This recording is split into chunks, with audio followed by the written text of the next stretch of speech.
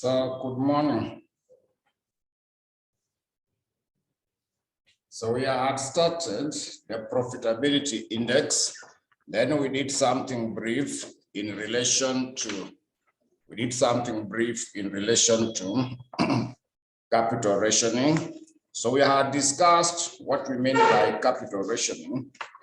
We had already discussed what we mean by capital rationing. So I simply want us now to do some few questions in relation to the capital rationing. We were able to explain what do we mean by that element of the capital rationing. Then we classified it into two. We had classified the capital rationing into two. There was soft and also hard capital rationing. So the first question I want us to deal with, let us now check. There is a question for the sitting of May 2012, question number 4, part B. May 2012, question number 4, part B. We can now check the question for the sitting of May 2012, question number 4, part B. May 2012, question number 4, part B. So that question, when you go through it, the question reads that ABC has the following, question number 4, part B. ABC has the following proposed independent project for the year ending 31st December 2012. For the year ending 31st December 2012. So you are given project in the net investment, present value of the future net cash flows. So there is project A, B, C, D, and E. So required, assuming that there is no capital rationing, indicate which project should be selected. Then Roman letter 2, total net present value of the selected project. Then Roman letter 3, we are assuming a single period internal capital constraint options 1.7 million is imposed. Indicate which project should be selected. They wanted you to indicate which project should be selected. But when there is no capital rationing, we just use the normal NPV. When there is no capital rationing, we shall just be applying NPV. When NPV is positive, you accept the project. When NPV is negative, you reject the project. So NPV is supposed to be given by present value for the cash inflows. We minus the present value for the cash outflow. When there is no capital rationing, we just calculate the normal NPV. So the question has given you net investment outlay. That's the same as present value for the cash outflow. Also, present value of the future net cash. That's the same as the present value for the cash inflow. So all of them are given, you simply need to subtract. So we start with NPV of A. NPV of A. So present value for the cash inflows is 1 million for A. Present value for the cash outflow is the net investment, which is 0.5 million. So you minus that, you get the NPV for A. You also compute NPV for B. NPV for B, present value of the future net cash flow is 2.5 million. You also subtract what is there as 1 million. That will give you the NPV. We also compute the NPV for project C. So C, it is 0.3 millions minus 0.4 millions. Also the NPV for D. The one for D, it will be 0.4 millions. We also subtract 0.3 million. Then you also compute the NPV of project E. NPV for E is 0.3 millions. We subtract 0.2 millions. So add them together to give you the NPV of the project. So you sorry, not to add them, just get the NPVs so that we identify which projects are we going to select. So we pick projects with the positive NPVs only. So which one has a negative NPV?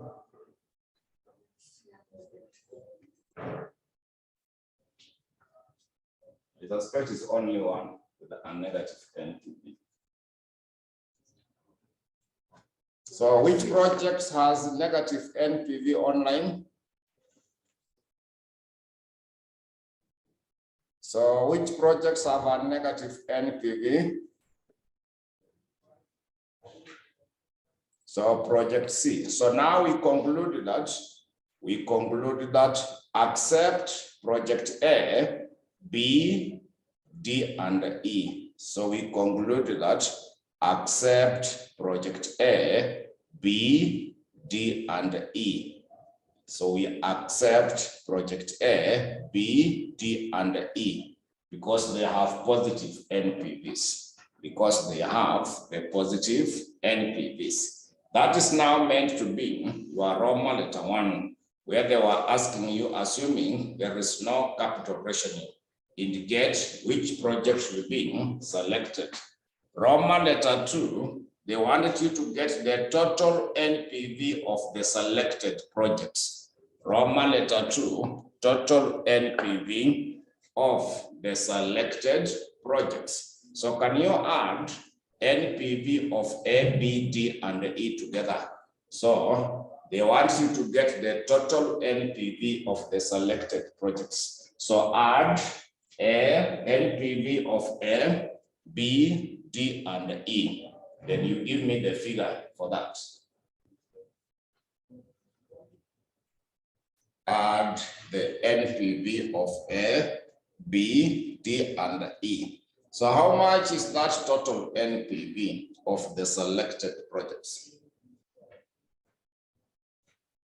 Get the total NPV of A, B, D, and E. You add them together. They are giving us a total of. So we get 2.2 millions. Yeah, so they are saying 2.2 million. So now we go to the Roman letter 3.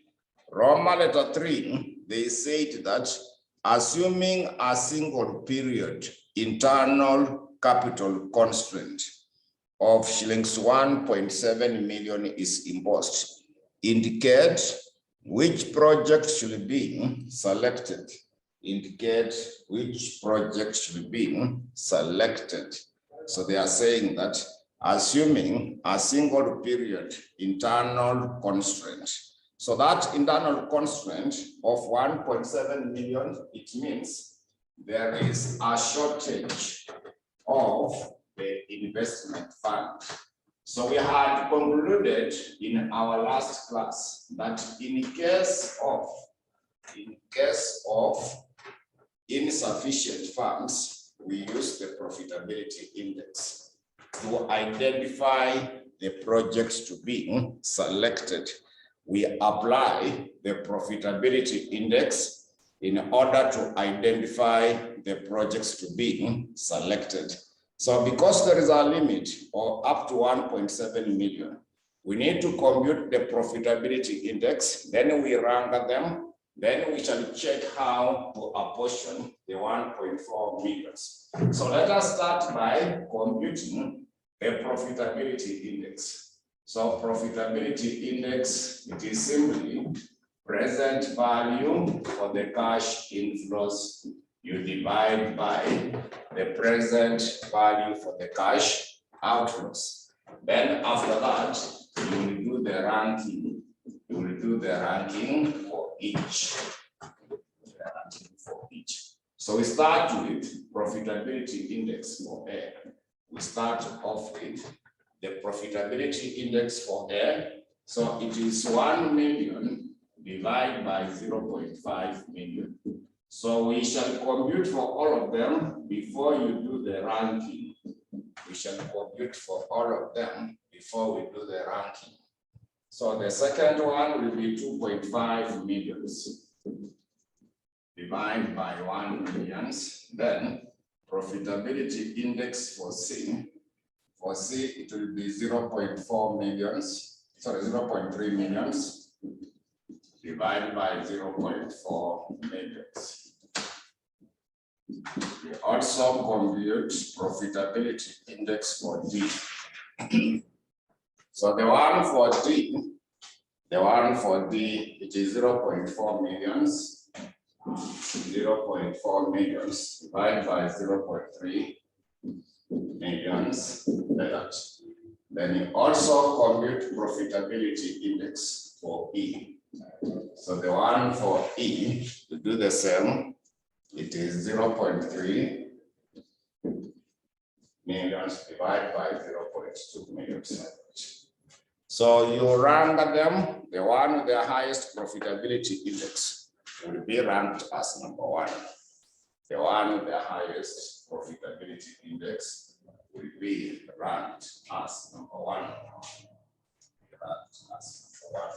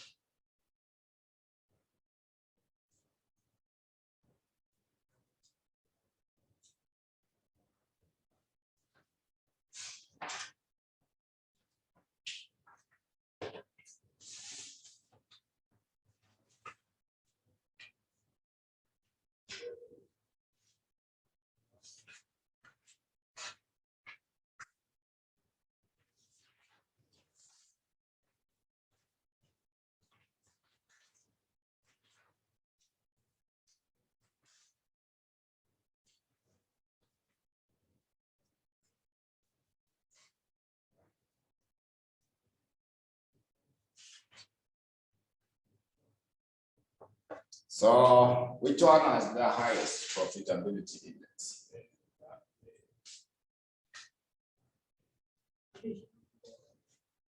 Online, which project has the highest? So this one will be number 1. B is number 1. So B is number 1. Then number 2 will be which one? So A is number 2. Number 3 should be E. So E will be number 3. So that means D is number 4. So C cannot be ranked. C cannot be ranked because we say that when a project has a profitability index which is less than 1, you reject. That is the rule we have. So don't rank project D because it is already rejected. Sorry, C. Project C is already rejected because it has a profitability index of less than 1. So now after that,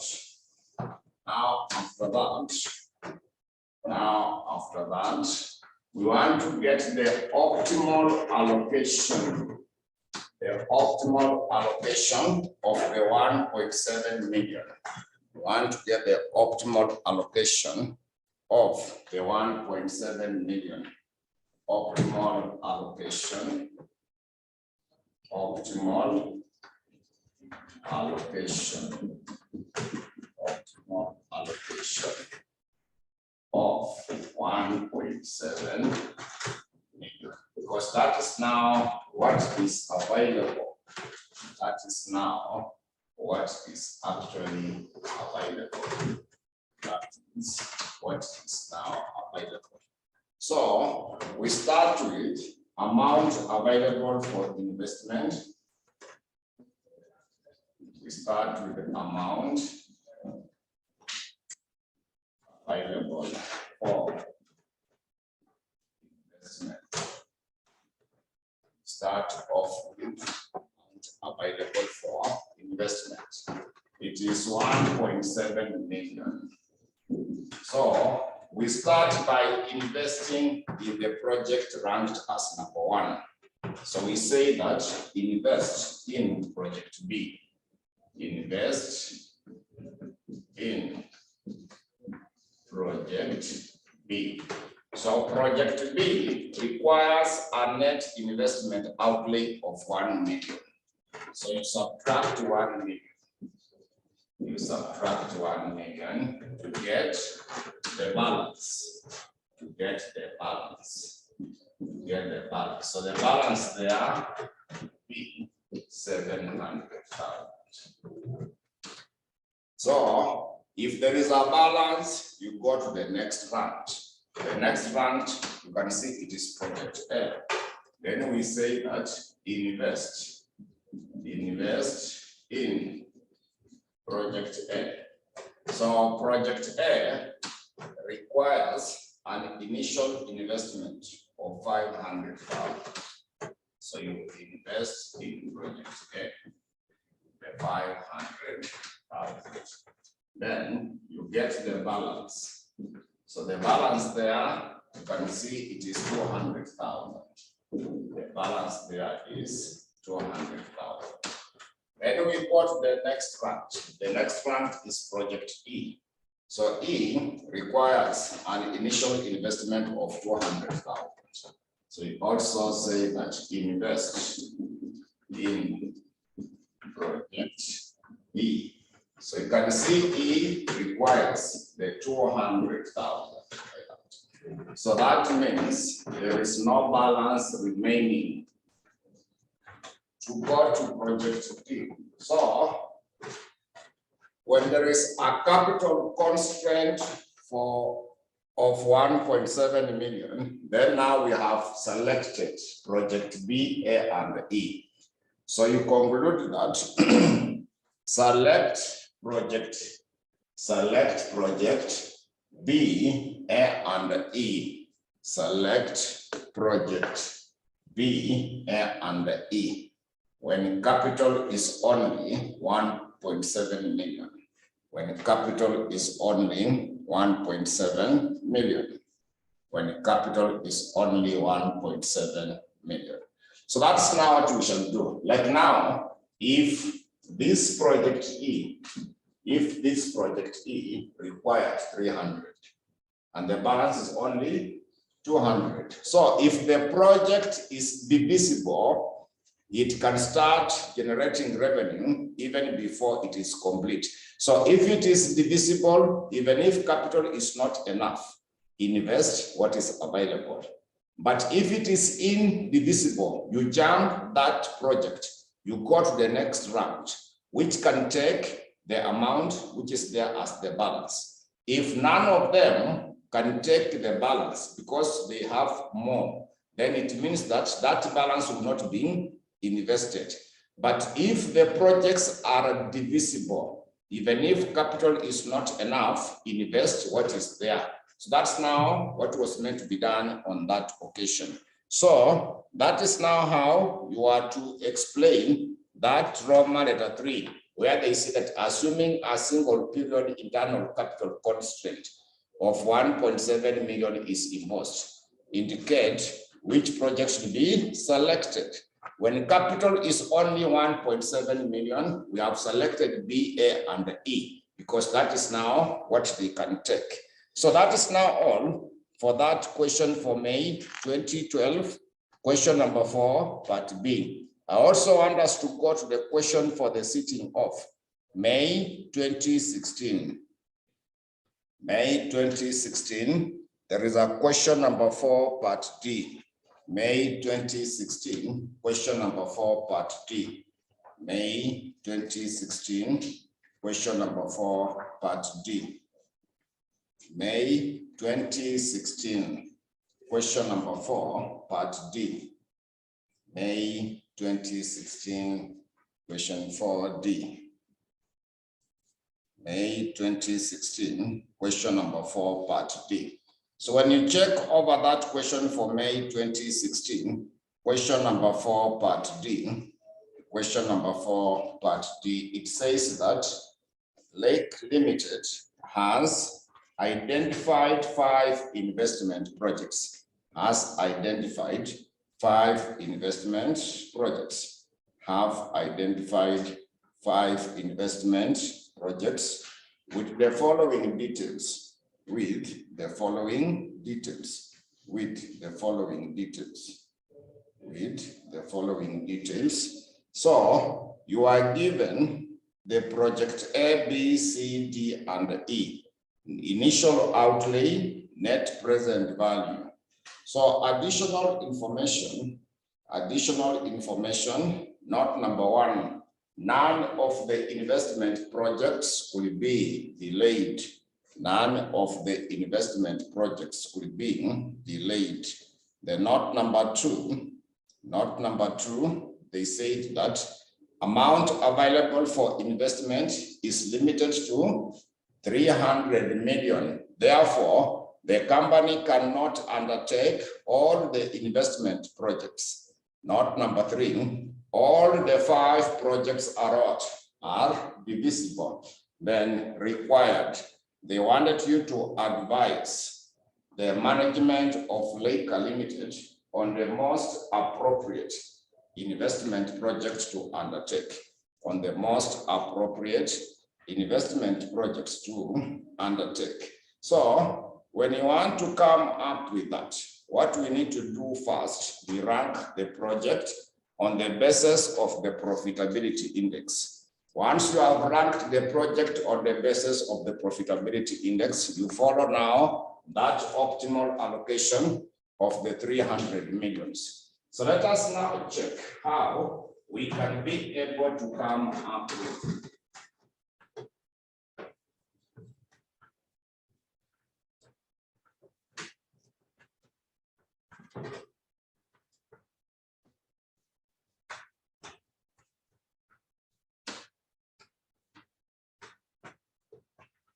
you want now to see how we can come up with that optimal allocation of the 300 million.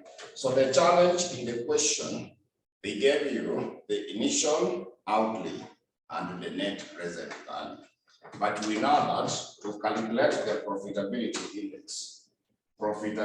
index is supposed to be given by present value for the cash inflows. We divide by the present value of the cash outflows. Then also remember that NPV, it is given by present value for the cash inflows, we minus the present value for the cash outflows. So this present value for the cash inflow is not given. The question has given you NPV and present value for the cash outflow. So when you make the present value for the cash inflow to be the subject, it simply means it will be equal to the NPV plus the present value for the cash outflow. Because present value for the cash inflow was not given. The question had given you present value for the cash outflow. It had also given you the NPV. So that means that now to get our profitability index, present value for the cash inflow divided by the present value for the cash outflow will be the same as, because present value for the cash inflow is the same as NPV plus the present value for the cash outflow is the same as NPV plus the present value for the cash outflow. Then you will also divide again by the present value for the cash outflows. So that's now how we shall compute the profitability index for each. Then you do the ranking. So you start with project A, profitability index for A. So present NPV for A was 24 millions. 24 millions. You also add the initial outlay, which is 120 million also divide by 120 million so that you get the profitability index for project A. You do the same for project B. So for project B, it will simply be 43.2 millions, 43.2 millions. Then we add 160 millions.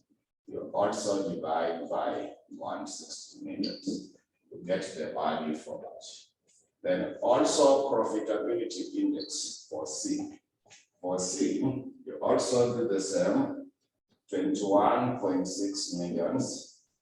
Then you add, so 17 not 21, it is 17 millions plus 100 millions. You also divide by 100 millions. Then you do the same for project D, profitability index for D. So this one will be 21.6. You also add 90. You also divide by 90. You get the profitability index for that. Then you will also compute the one for project E. Also get the profitability index for E. So this one will simply be 19.8. Then you add 110 millions, also divide by 110 millions. So get that profitability index. Then you will rank them. Once you have calculated, you rank them so that we get the optimal allocation. You rank them so that we get the optimal allocation of the 300 millions. But we get the optimal allocation of the 300 millions.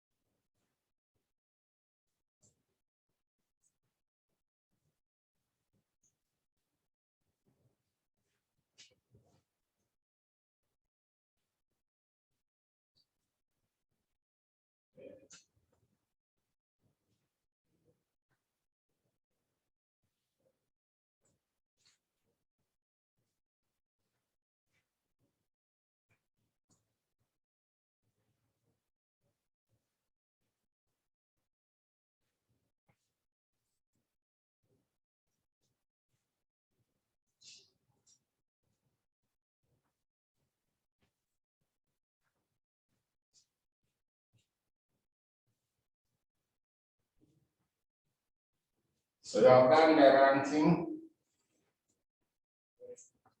So once you have done the ranking, you want to get the optimal allocation of the 300 millions. You want to get the optimal allocation of the 300 millions. Because they said in the note number 2, amount available for the investment is 300 millions.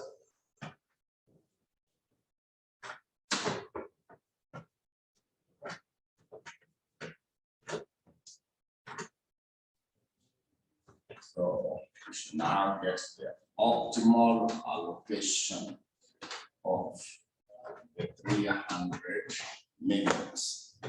Optimal allocation.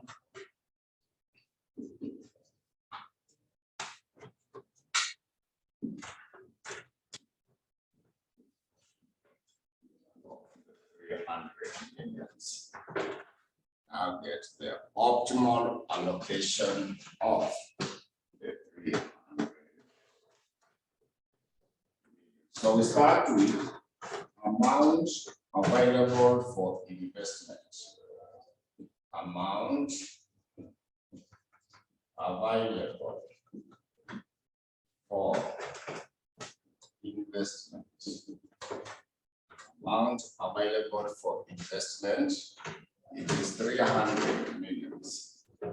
It's 300. So which project has we ranked as number one? Online, which project do you rank as number one? The one with the highest profitability index. So project B. So we say that invest in project B. Invest in project B. So B requires an initial investment of 160 million. So you minus the 160 million. So that we come up with the balance. So 300 minus 160. 140 minutes. We get 140 minutes. Then we also say that invest in project. So which project is ranked as number 2? D. So we say that invest in project D. So when you check D, D requires an initial investment of 90 million. So that you get the balance. So balance is how much? 50. Balance is 50 million. So the next round after project D was which project? So A, but you can see A requires 120, but the note number 3. Note 3 has said that all the 5 projects are what? When they are divisible, you just invest what is available. When they are divisible, it means it can start generating revenue even before it is complete. So you simply invest what is available. You simply invest what is available. So we say that invest in project A. So you just invest the 50 million because that is what is available. So that the balance is now 0. But if the projects were indivisible, if they were indivisible, I could have jumped project A. I go to the next. If it can take 50, if there is no project which can take 50, then I will not invest the 50. That is in case they are indivisible. Because indivisible project cannot be undertaken unless capital is enough. But divisible, when capital is not enough, you simply invest what is available. When the capital is not enough and the project is divisible, you simply invest what is available. So now we make a conclusion by saying that, therefore, invest in project B and D in full. Invest in project B and D in full, B and D in full, and part of project A, and part of project A. So we are investing in B and G in full, but A, it is only part of it. In M, it is only part of it. So sometimes they may ask you to get the total NPV of the accepted project. So this is how you will get the total NPV of the accepted project. This is now how to get the total NPV of the accepted projects. This is now how to get the total NPV of the accepted projects. So we start with B. B has an NPV of 43.2 million. 43.2 million. We add NPV for D D has an NPV of 21.6 million. But the one for A, we apportion, because in A, we have only invested 50 million. But the NPV they have given you is for 120 million. They now multiply by that NPV of A, which is 24 million. So you apportion it. You apportion that NPV depending on what you have invested in relation to the total for that. So can you get the total of that NPV to see how we can come up with the total NPV of the accepted projects?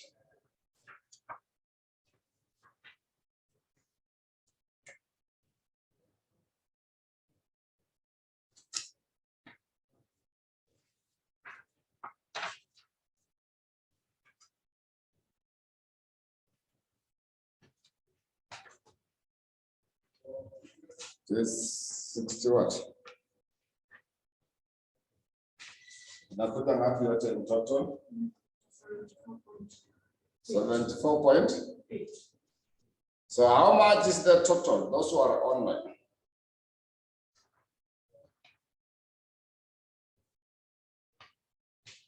$74.8 million. So one last question. I want you to go to May 2018. I want you to go to May 2018. May 2018.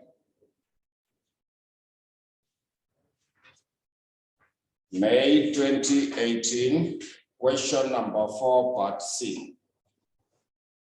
I want you to check May 2018. May 2018, question number 4, part C. May 2018, question number 4, part C. May 2018, question number 4, part C. May 2018, question number 4, part C. So that question 4, part C for May 2018, when you check Roman letter 1, they asked you to describe 2 types of capital rationing in the capital budgeting. The Roman letter 1, they would like you to describe 2 types of the capital rationing in the capital budgeting. We had discussed the 2, soft or hard, and we were able to write some detailed notes on that. So you go through those theory notes. They can ask you a question on that. Then Roman letter 2, they have said that Amani Contractors Limited is intending to invest in 4 independent projects. They are intending to invest in 4 independent projects. So the following information relates to the 4 projects. The following information relates to the 4 projects. So they have given us project A, B, C, and D. They gave you the present value of the cash inflows and also the initial outlay and also the net present value. So additional information has also been given. Additional information has also been given, whereby they have said that the company has a capital limitation of 90 million. As a capital limitation of 19 million. Then the company's required rate of return is 10%. Any surplus funds can be reinvested to generate returns of the net cash flow of 14 million, so 14% in perpetuity. The projects are what? Indivisible. That means we only combine projects which can take 90 or less. So not number 5, project can be combined to achieve a higher return subject to the project's capital limitation. So required, advise on the optimal project combination. Advise on the optimal project combination. So we shall be picking a combination where the total NPV will be maximum, we should be picking a combination where the total NPV will be maximum. So what we do in that level, because they want you to combine so that you can exhaust the 90 million. They would like you to combine so that you can be able to exhaust the 19 million. So we can come up with this format. So we can be having the project combination. We can have the project combination. We can have the project combination. Apart from the project combination, we can also be able to have the total cost. The total cost. Then after the total cost, we should also be able to establish whether there is any surplus funds. Whether there is any surplus funds, we should establish whether there is any surplus funds. So after that, we get the total, we get the internal NPV,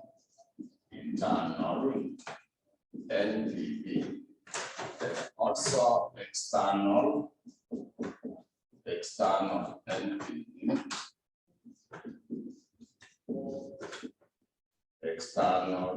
NPV, then also the total NPV, also the total NPV.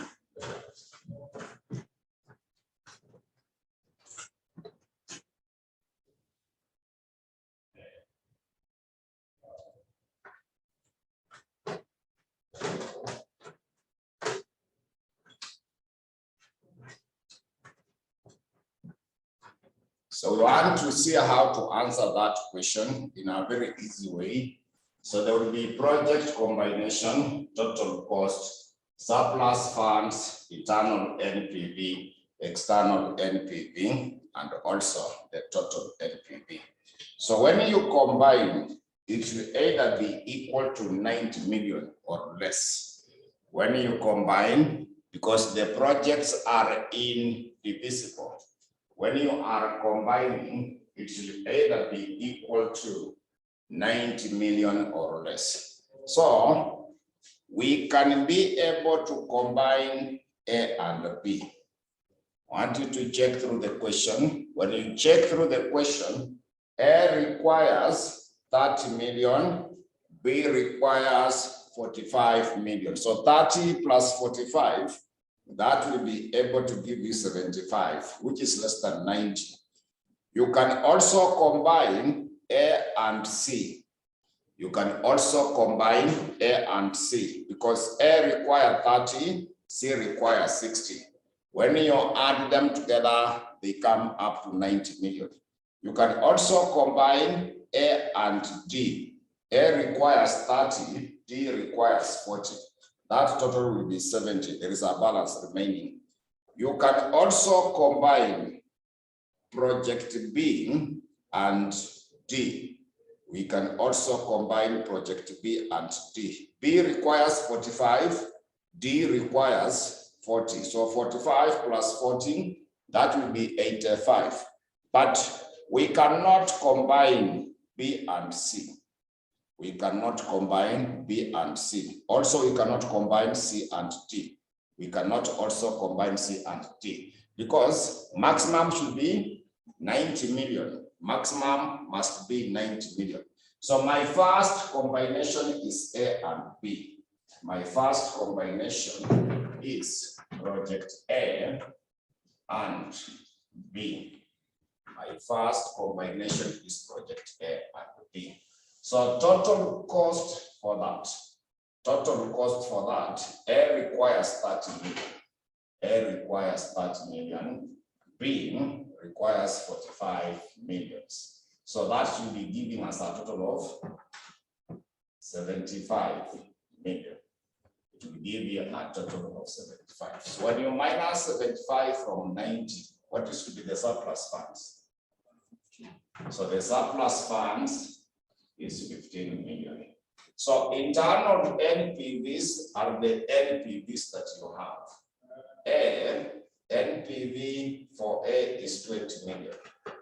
NPV for A is 20 million.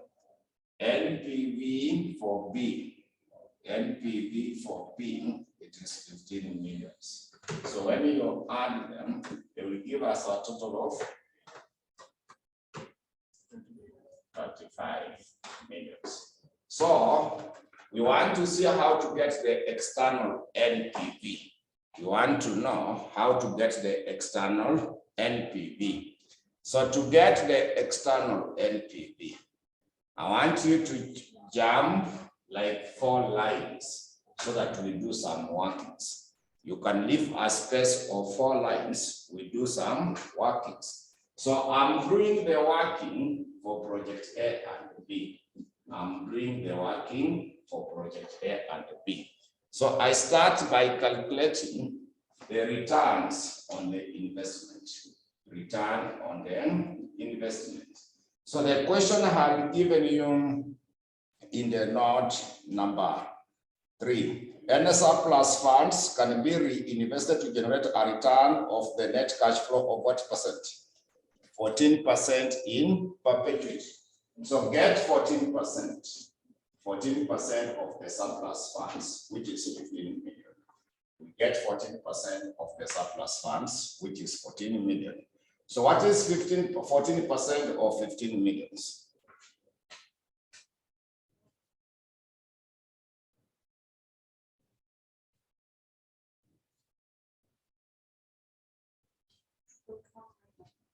Give us 2.1 million. So NPV is supposed to be given by present value for the cash inflows minus the present value for the cash outflows. So we start with the present value for the cash inflow. So it is the same as the present value for the annuity up to infinity. Present value of the annuity up to infinity. Because the question had said that any surplus funds to be reinvested to generate a return of the net cash flow of 14% in perpetuity. So up to infinity, it is not in the table. It's normally annuity divided by R. So our annuity is the 2.1 million. Divided by R. R is the cost of capital, which you are given in the note number 2.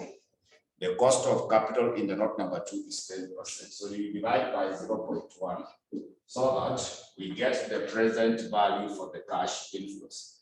So that should be able to give you which figure? 2.1 divided by 0.1. Yeah, then you minus present value for the cash outflow. Present value of the cash outflow is that surplus fund, which was 15 million. Present value for the cash outflow is the surplus fund, which was 15 million. So when you less, you will now get the NPV. So NPV 21 minus 15. NPV will be 6 million. So that's now our external NPV, which now we put it there. So when you take 35 million plus 6 million, what should be that total NPV? So this one will give us 41 million. That's now the combination. When you combine A and B, we can also combine A and C. We can also combine A and C. So A, we know it requires 30 million, but C requires an initial investment of how much? What is the initial outlay for C? 60. So when you add the 60 million, we end up coming up to the 90 million. So there is no surplus funds for that. So we simply add the two NPVs. There is 20 million. We add the NPV, we add the NPV for C. So C, when you check through the question, net present value for C is 40 million. So when we add 40 million, it will give us 60 million. So this one has no external NPV. So that combination of A and C has no external because it had no surplus funds. So it will just be remaining 60 million for that. External NPV should come from the surplus funds. External NPV can only come from the surplus funds. So that is now the combination of A and C. You can also combine A and D. We can also combine project A and D. So A requires 30 million. Then D requires 40 million. D requires 40 million. So that is a total of 70 million. So 30 plus 40 is a total of 7. So surplus is how much? Surplus is 20 million. So you come at this point. So this one is meant to be 20 millions plus. So G has an NPV of 30. So that will be 50 million. So we are now combining A and D. We are now combining A and D. So I want you to get 14% of 20 million to give me the surplus funds of 20 million to give me the surplus funds. What should be 14% of 20 million?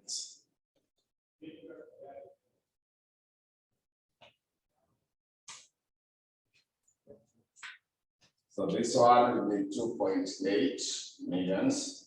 You also come here,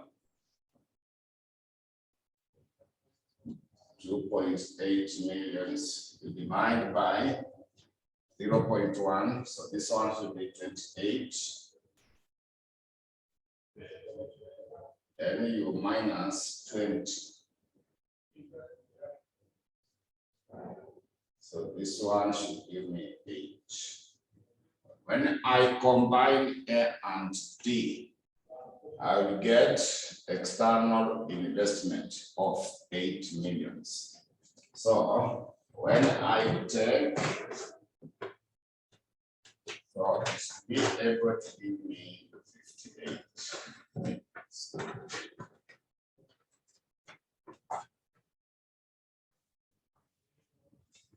Be able to give me 58 million. So the other combination I said was B and D. You could also combine B plus D.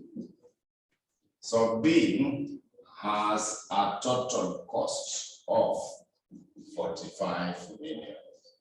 D has a total cost of 40 million. So 45 plus 40. This should give you 85 million. So 45 plus 40 should give you 85. So what is the surplus fund? Surplus fund is 5 million. So the internal NPV, B is 15 millions. I add the one for D.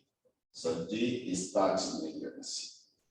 So when we add, we should get a total of 45. So I want you to get the combination of B plus D. So can you calculate for me the external NPV on a pair so that I can see whether you have understood?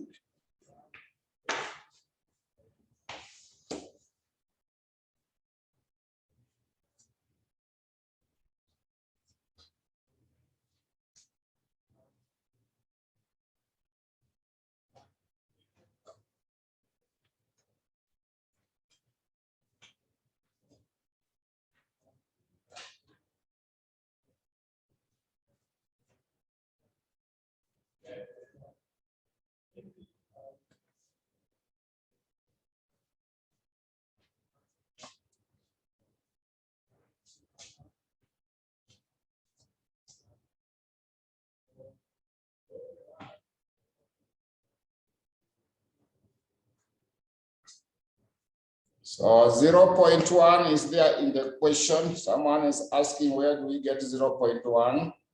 0.1 you are given in the note number 2, the cost of capital. The cost of capital, they gave you 10%. 10% is the same as 0.1. So 10% is the same as 0.1.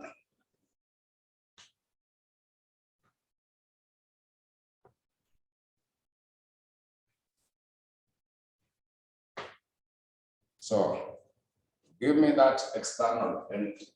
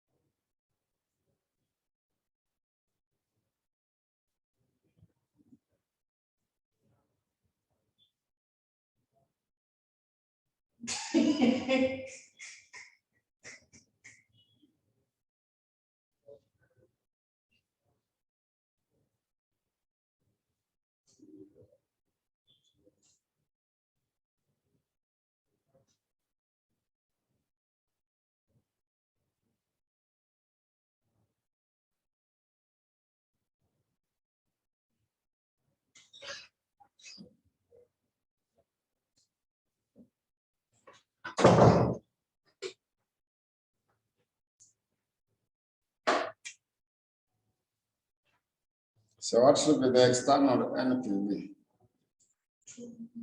It is 2 million. So when you add, should give us a total of. So which combination has the highest NPV? So we select A and C. So now the final decision will be that select a combination of A and C. Select a combination of A and C since it has a maximum, or a higher total NPV, since it has a higher total NPV. It has a higher total NPV. So that now concludes the profitability index. So let us now go to the last technique, which is the internal rate of return. After the profitability index, we got the internal rate of return. We got the internal rate of return. Remember, there were 4 techniques of discounting for the project evaluation. We started with the modified IRR. We went to the discounted payback period. We went to the net present value. Now we have concluded the profitability index. So we got to the internal rate of return, or IRR. We got the internal rate of return, or simply the IRR. Internal rate of return, or simply the IRR. So the conclusion there, we can write that this is the rate of return. It is the rate of return where NPV is equal to 0. It is the rate of return where NPV is equal to 0. The rate of return where NPV is equal to 0. Where NPV is equal to 0. Then we continue by noting that the final decision will be made as follows. The final decision will be made as follows. The final decision will be made as follows. The final decision will be made as follows. The final decision follows. The first dash is that if IRR is greater than cost of capital. So if IRR is greater than the cost of capital, then accept the project. If IRR is greater than the cost of capital, then accept the project. The second dash is that if IRR is equal to cost of capital, if IRR is equal to the cost of capital, then we can either accept or reject the project. We can either accept or reject the project. We can either accept or reject the project. Then the next dash is that if IRR is less than cost of capital, if IRR is less than the cost of capital, then we reject the project. Then we reject the project. Then we reject the project. Then a new paragraph, we write that IRR can be computed. IRR can be computed. IRR can be computed using any of the following methods. IRR can be computed using any of the following methods. IRR can be computed using any of the following methods, depending on the nature of the cash flows, depending on the nature of the cash flows, depending on the nature of the cash flows, and the economic life as follows, depending on the nature of the cash flows and the economic life as follows, nature of the cash flows and the economic life as follows. So we start with A. A is that in case of the annuity cash flows, we start with A as in case of in case of annuity cash flows, in case of annuity cash flows, for a given period of time. In case of annuity cash flows for a given period of time, in case of the annuity cash flows for a given period of time. So under that, we shall write that at IRR, at IRR, NPV is equal to 0. At IRR, NPV is equal to 0. Therefore, in this case, IRR will be calculated as follows. Therefore, in this case, IRR will be calculated as follows.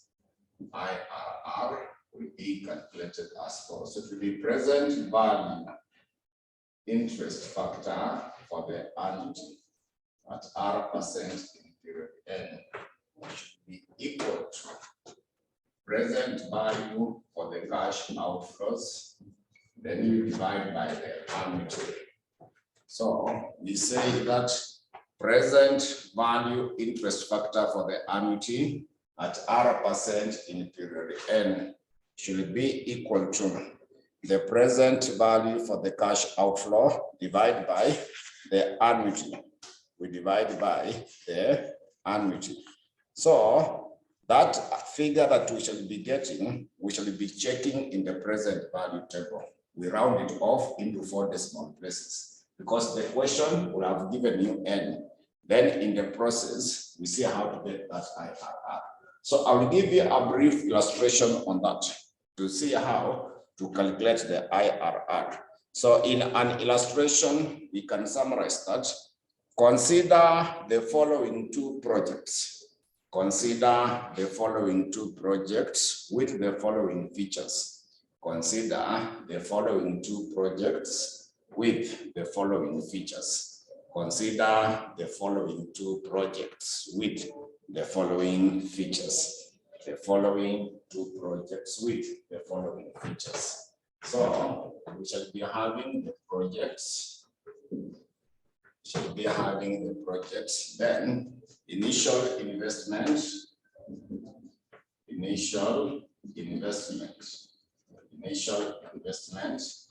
then the annuity or annual cash inflows,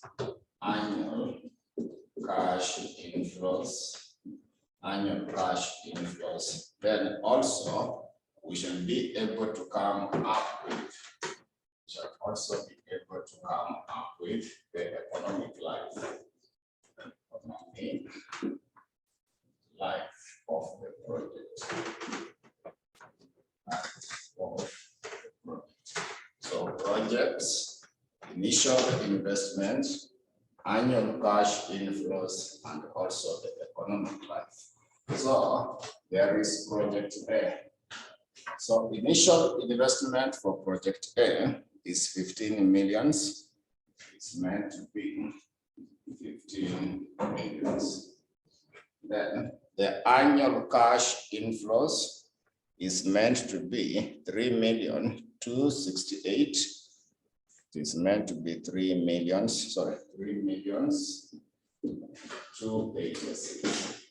3,286,800. 800 like that.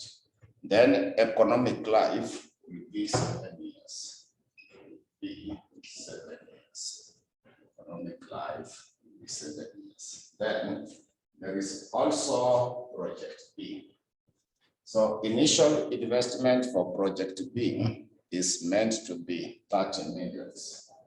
30 millions. Then annual cash inflows. Annual cash inflows is meant to be 8,141,000. 8,141,760. Economic life is 6 years.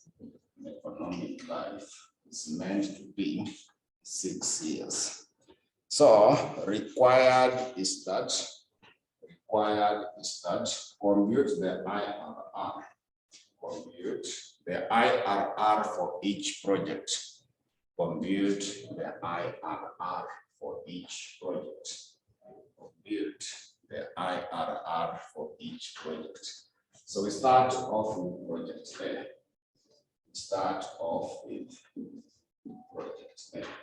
So under project A, so it will be that present value interest factor for the annuity R% for 7 years. So it is present value for the cash outflows. We divide by the annuity. So present value for the cash outflow is the initial investment, which is 15 million. Then we divide by the annuity, which is 3,286,800. So that figure I want you to compute, but round it off. Round it off to 4 decimal places. Round off that figure to 4 decimal places.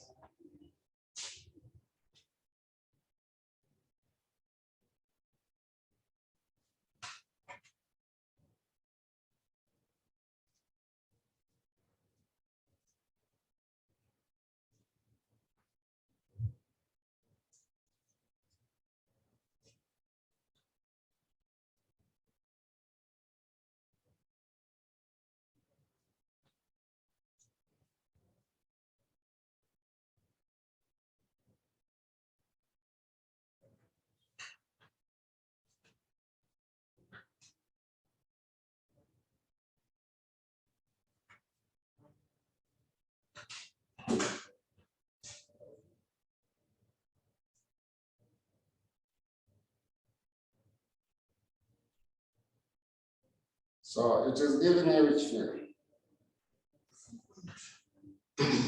Sorry? 4.5, 6, 3, 7. So online you are also getting the same figure. Online, are you also getting the same figure? So I want you to go to the second table. Second table is the annuity table. So go to the second table, which is the annuity table, and go to period 7. Go to period 7, move across until you get that figure. There is a small variation, but that will not change. So move across until you get that figure. Then you check up. It falls under what percent? So when you check and you confirm up, it falls under what percent? Those who are online, there is a small variation. We ignore that. So it is 12%, which means IRR is 12%. So that means IRR is 12%. So that means that the IRR is the 12%. That means the IRR is the 12%. So now we do the same for project B. We do the same for project B.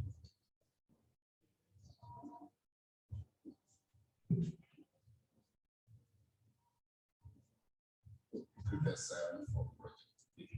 So for project B, 30 millions.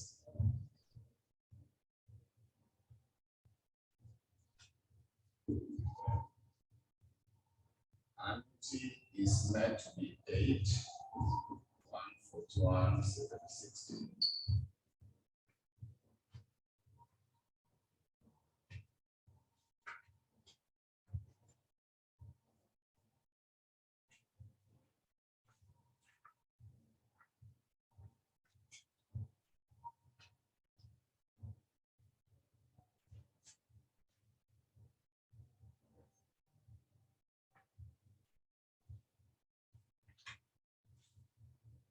So this one is giving us which figure? 3.68, 6847. So when you check under period 6 and confirm up, IRR will be what percent? What should be the IRR for that project being? When you check that 3.6847. So IRR will be 16%. So IRR will be 16%. So when cash flows are the same for a given period of time, that's how you will be calculating the IRR. So there is a question for you in your past papers. November 2015. There is a question for you in your past papers, November 2015.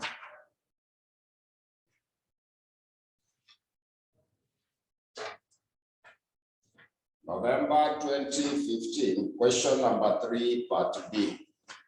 November 2015, question number 3, part B. November 2015, question number 3, part B. November 2015, question number 3, part B.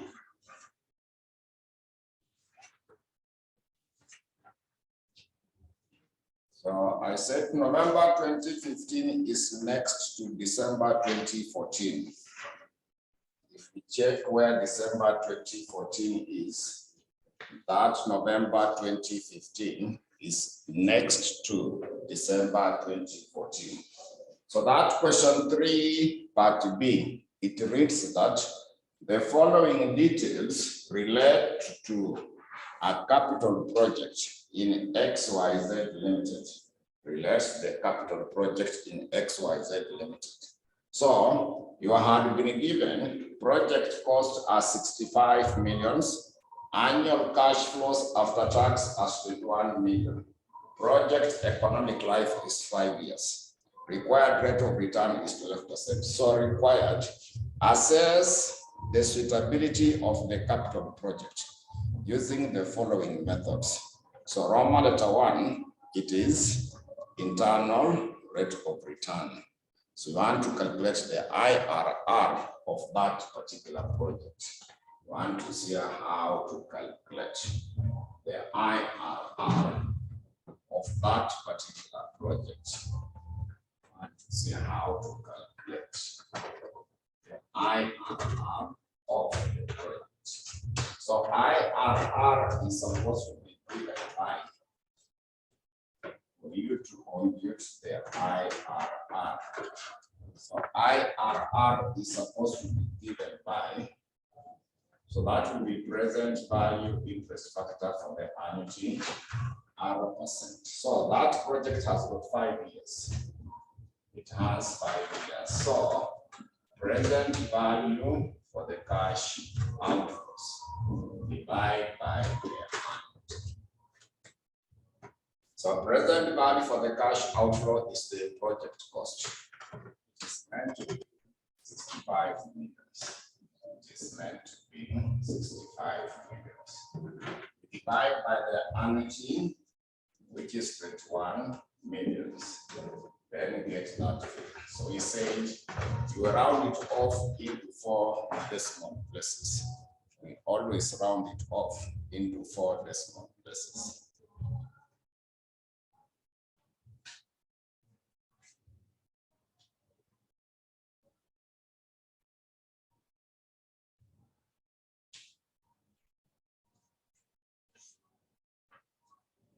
So it is not exact, it is between some figures. So that figure is between which percent and which percent? The figure you get from the table, it is between which percent and which percent? Along period 5.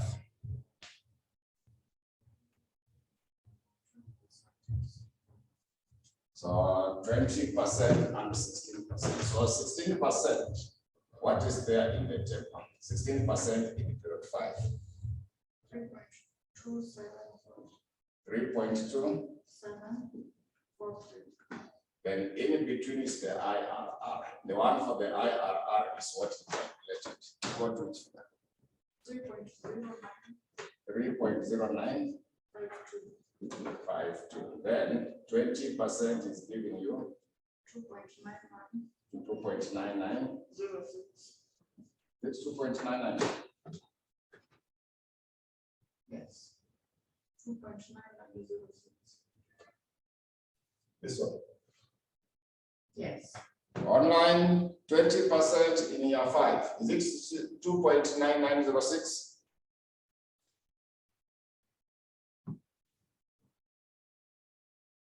So after that, you want to look for IRR.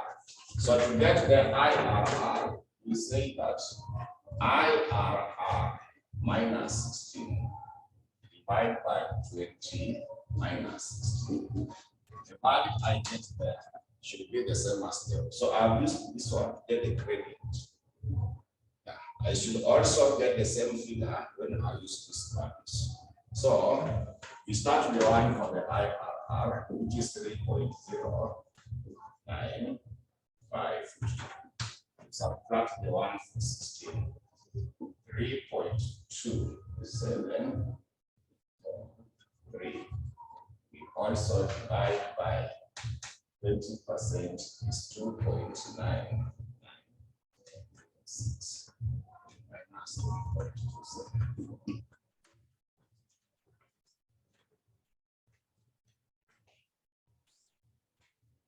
So that it will be IRR minus 16. So 20 minus 16 is the same as 4. 20 minus 16 is the same as 4. Then also confirm for me. When you take 3.0952 minus 3.2743, that figure should be negative what? So that's numerator. Just confirm for me. When you take 3.0952 minus 3.2743, it is supposed to give us negative what?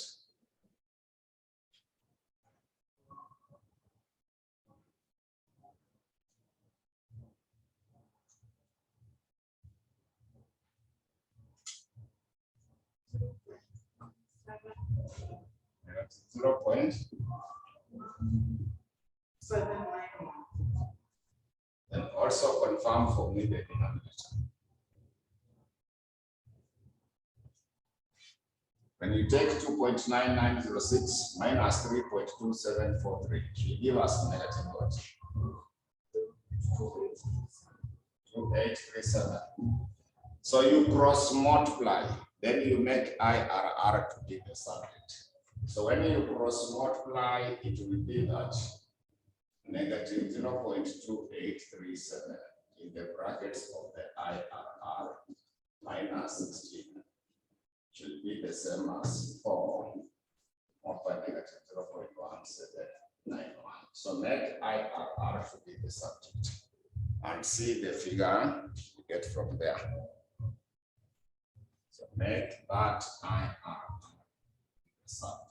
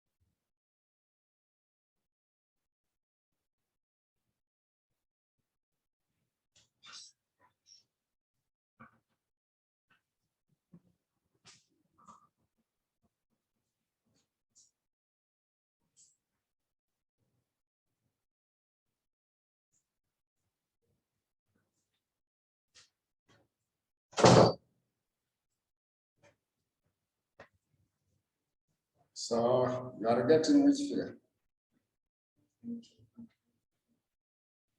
18.53. So that is now how you get the IRR. Just in case it is not exact. Just in case it is not exact. So after that, we go to the next one. Next one will be B. B is that in case of unequal cash flows, we are looking at the methods of computing IRR. So the first one was in case of the annuity cash flows for a specific period of time. So we go to B as in case of unequal cash flows. We go to B as in case of unequal cash flows. In case of the unequal cash flows. In case of unequal cash flows. So, in case of unequal cash flows, we summarize that in this case, IRR is calculated. In this case, IRR is calculated.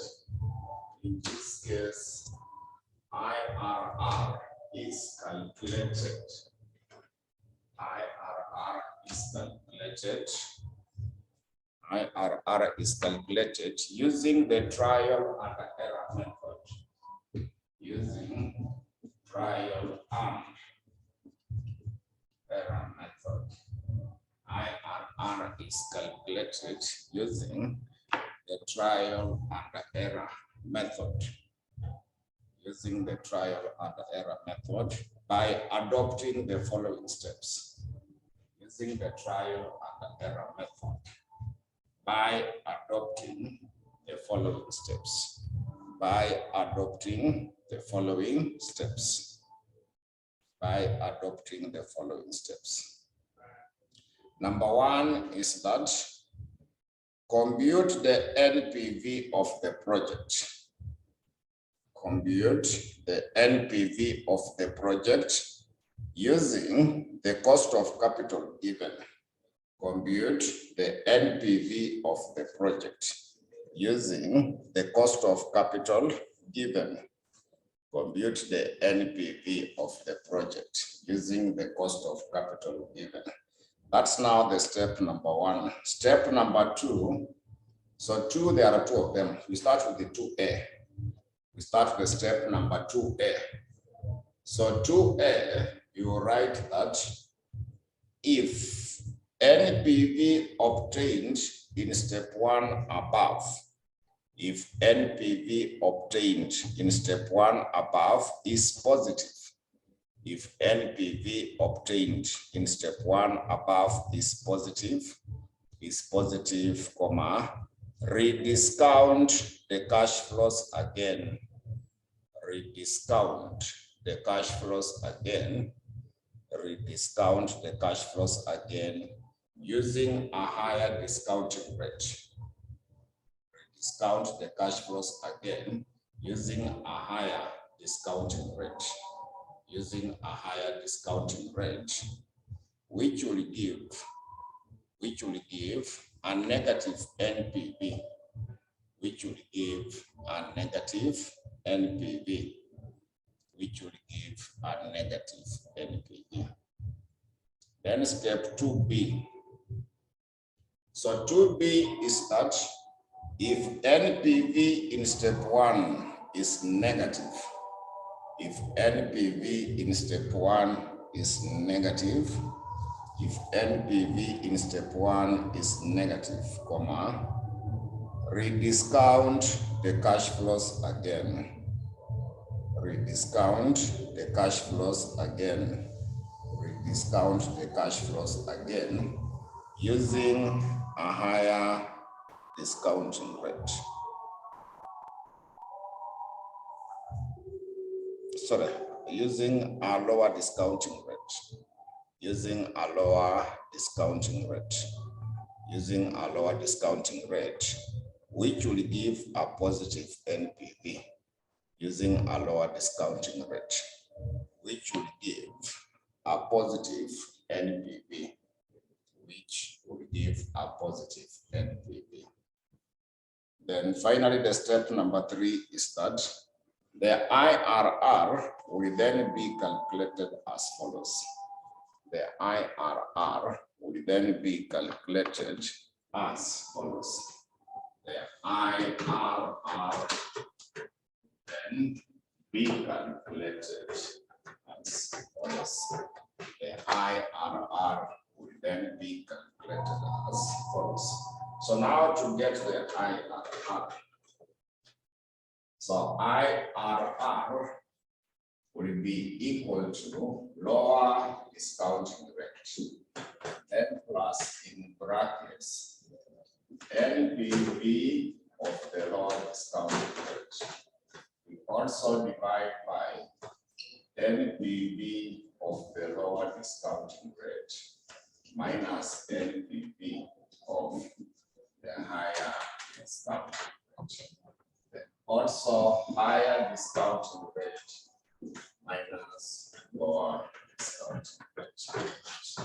So to compute the IRR, given by lower discounting rate plus in brackets NPV of the lower discounting rate, divide again by NPV of the lower discounting rate minus NPV of the higher discounting rate. We close the brackets. Then higher discounting rate minus the lower discounting rate. Then higher discounting rate minus the lower discounting rate. So there is a question we can apply to make it maybe more understood. So there is a question we can apply, make it more understood.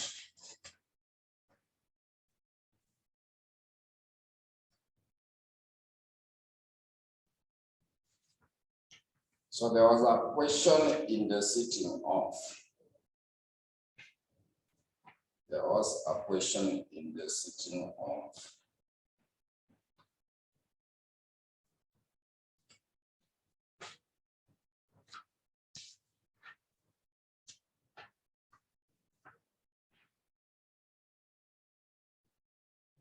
So this one should be May 2021, question number 1, part B. May 2021, question number 1, part B. May 2021, question 1, part B. So I gave you the notes for the personal finance. So online, there are some notes I had sent to the class group about the personal finance. Those who are online, I hope you remember there is some notes that were sent to the class group about the personal finance. Yeah, so make sure that you get those notes, you go through them. Make sure you get those notes, you print them, you keep them as hard copies, because sometimes they disappear from the class group.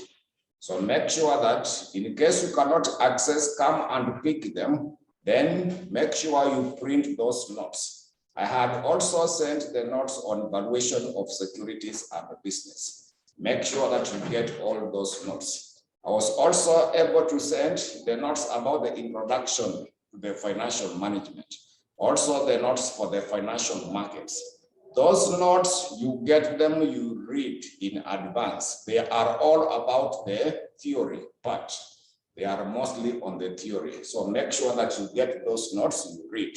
In your exam, calculation will be around 58 or 54. So that means there is a whole of 40%, around 40% from the theory.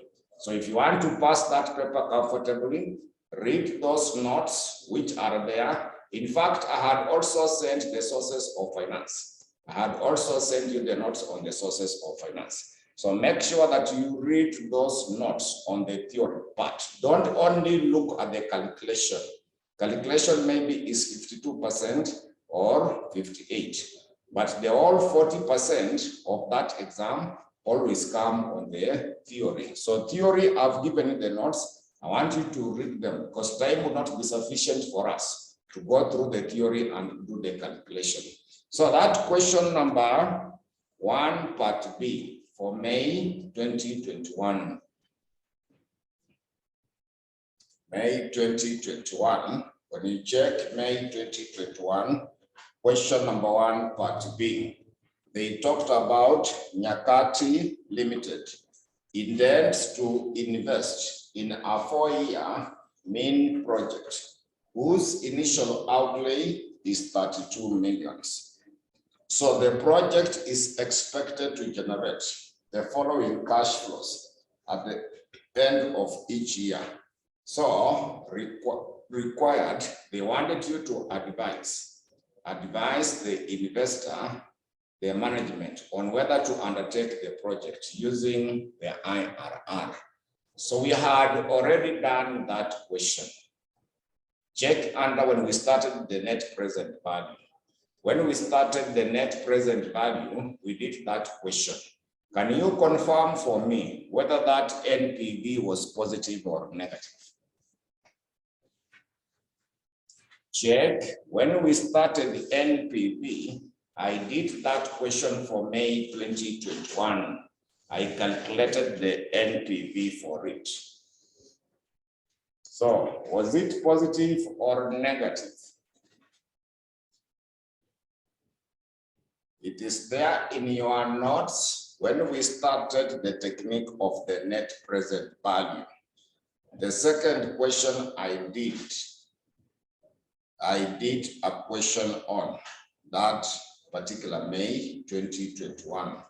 So May 2021, question 1, part B, under the net present value technique. Was the figure we calculated positive or negative?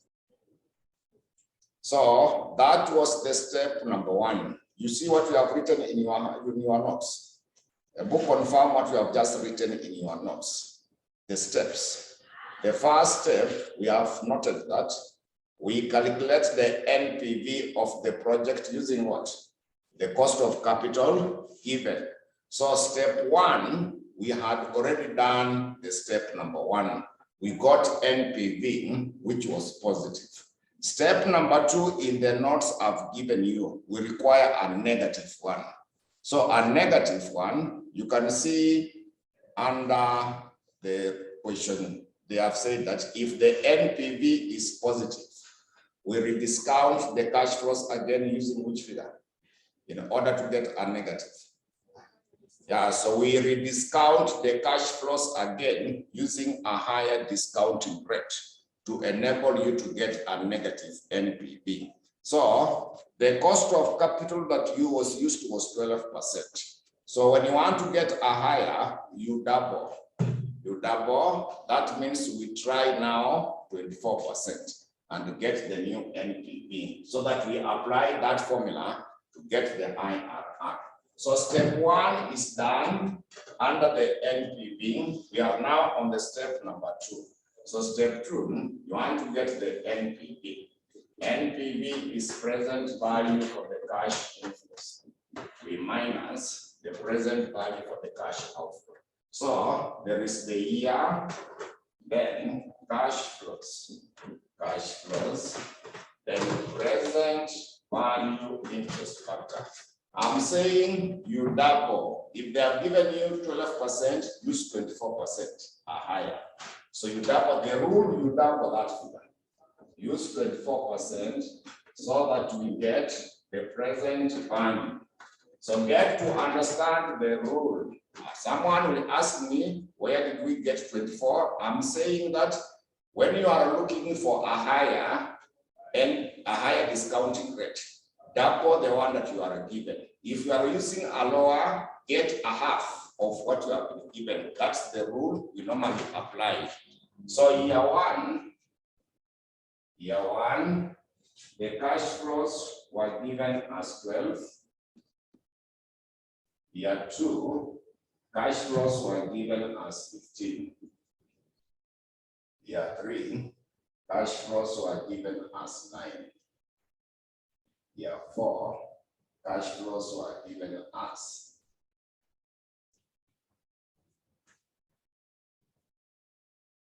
So what is 24% in year one? What is 24% in year one? Using the first table.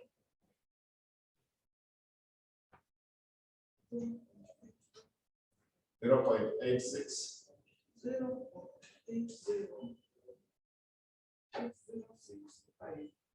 0.80.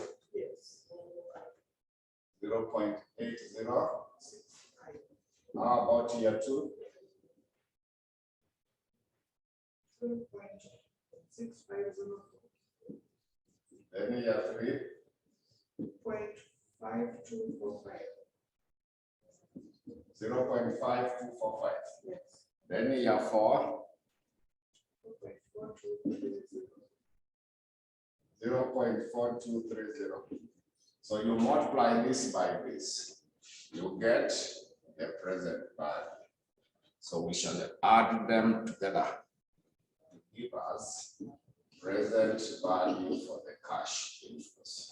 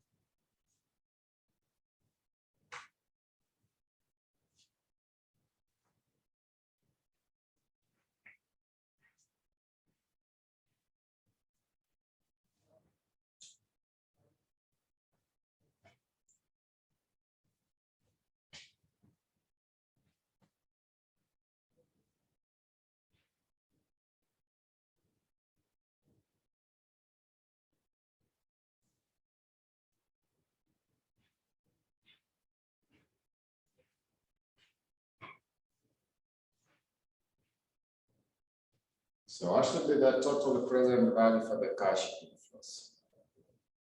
Then you will subtract your less present value for the cash outflow, which was the initial cost. The question had given it 32 minutes. Then get the new NPV. Then get the new NPV.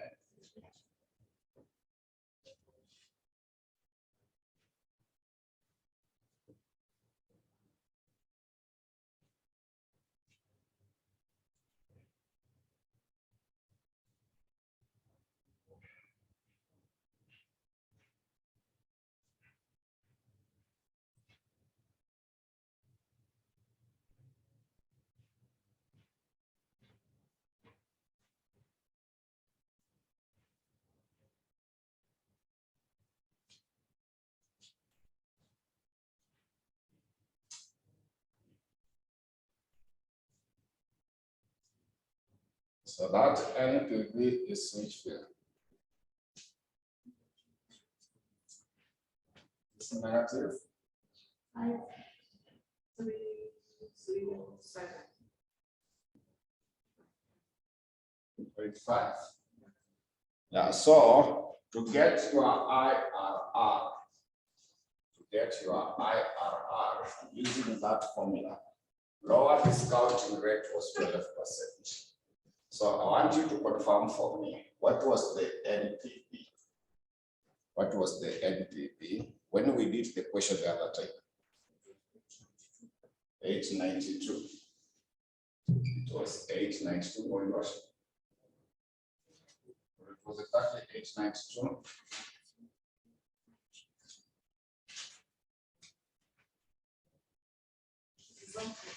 Okay.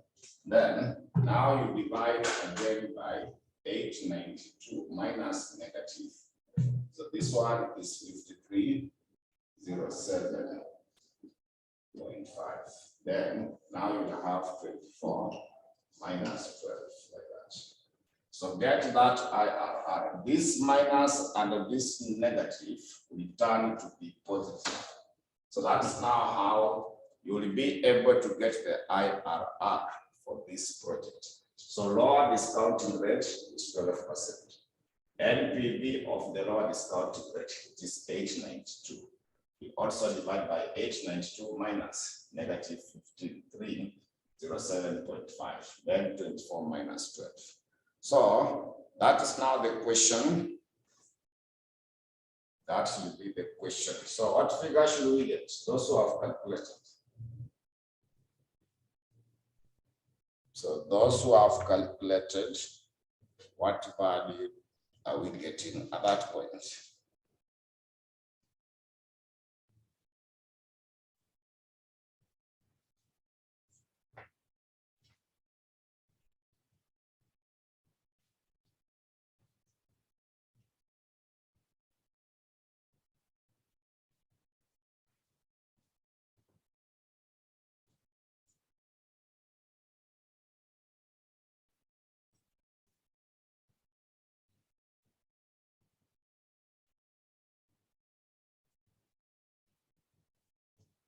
And now I know I've calculated, you are getting which percent?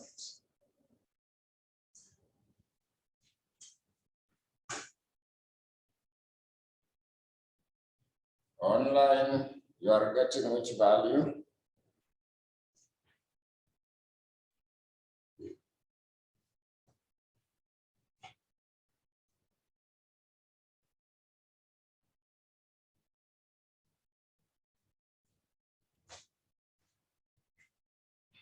Anybody who has calculated, you give me the figure. 4705, that is too much. Anasema hii NPV ilikuwa 4705. Which NPV? The one that for today ama ile ya wakati ule mwingine?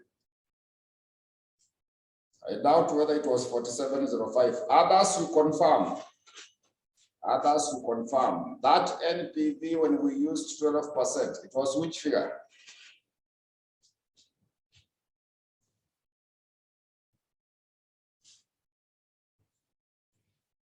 Others, I doubt whether it was that value. The one for today, they are saying it is 53.5. So why should you get different figures? Now he the same, he the same. Only multiply this by this and part here. Then subtract here. The previous NPV was which figure?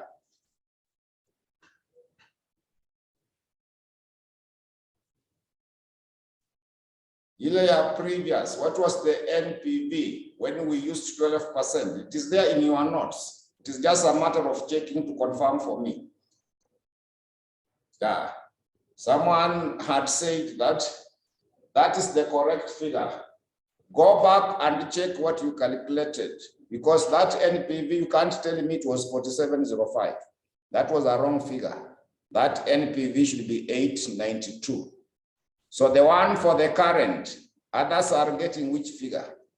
Today, those who have calculated for today, what is that NPV? E NPV in a good account.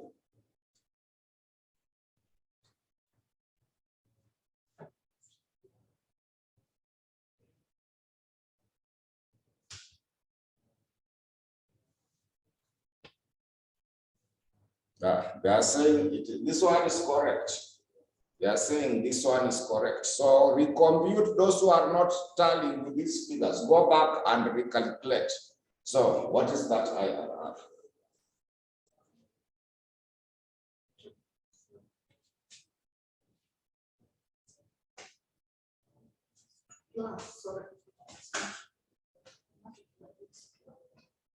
What is the IRR? We just start from this point. This one divided by, because this one should have added. Someone is saying 1.73. Yeah, those figures are wrong. You can't get, because it is between 24 and 12. So don't tell me it is 1.73. Sitaki kuwafunza how to use your calculator. Ni nyinyi wenyewe mlinunua calculators zenu. So give me the figure. So 13.73. Yeah, so the IRR is 13.73. Follow the rules of both maths. Start from this point. Get this figure in bracket. This one is positive, divide by this one.